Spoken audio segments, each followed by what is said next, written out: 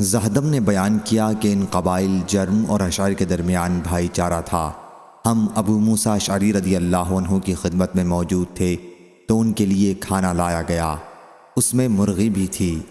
ان کے پاس بنی تیم اللہ کا ایک سرخ رنگ کا آدمی بھی موجود تھا، غالباً وہ غلاموں میں سے تھا۔ ابو موسیٰ اشعری رضی اللہ عنہ نے اسے کھانے پر بلایا تو اس نے کہا کہ میں نے مرغی کو گندگی کھاتے دیکھا تو مجھے گھن آئی، اور پھر میں نے قسم کھا لی کہ اب میں اس کا گوشت نہیں کھاؤں گا۔ ابو موسیٰ اشعری رضی اللہ عنہ نے کہا کہ کھڑے ہو جاؤ تو میں تمہیں اس کے بارے میں ایک حدیث سناؤں۔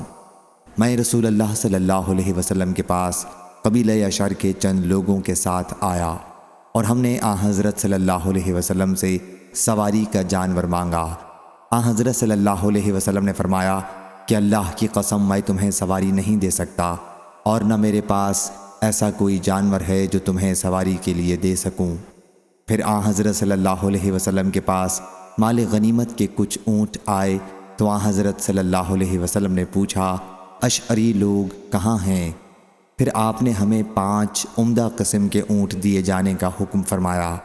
جب ہم ان کو لے کر چلے تو ہم نے کہا کہ یہ ہم نے کیا کیا؟ رسول اللہ صلی اللہ علیہ وسلم تو قسم کھا چکے تھے کہ ہم کو سواری نہیں دیں گے، اور در حقیقت آپ کے پاس اس وقت سواری موجود بھی نہ تھی۔ پھر آپ نے ہم کو سوار کرا دیا۔ ہم نے رسول اللہ صلی اللہ علیہ وسلم کو آپ کی قسم سے غافل کر دیا۔ اللہ کی قسم ہم اس حرکت کے بعد کبھی فلاح نہیں پا سکیں گے۔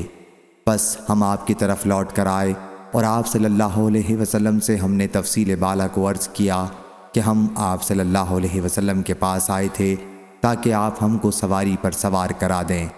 آپ صلی اللہ علیہ وسلم نے قسم کھا لی تھی کہ آپ ہمیں سوار نہیں کرائیں گے، اور در حقیقت اس وقت آپ کے پاس سواری موجود بھی نہ تھی۔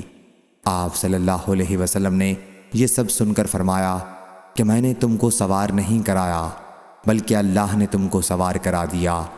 اللہ کی قسم جب میں کوئی قسم کھا لیتا ہوں بعد میں اس سے بہتر کوئی اور معاملہ دیکھتا ہوں تو میں وہی کرتا ہوں جو بہتر ہوتا ہے، اور اس قسم کا کفارہ ادا کر دیتا ہوں۔ صحیح بخاری حدیث نمبر 6649۔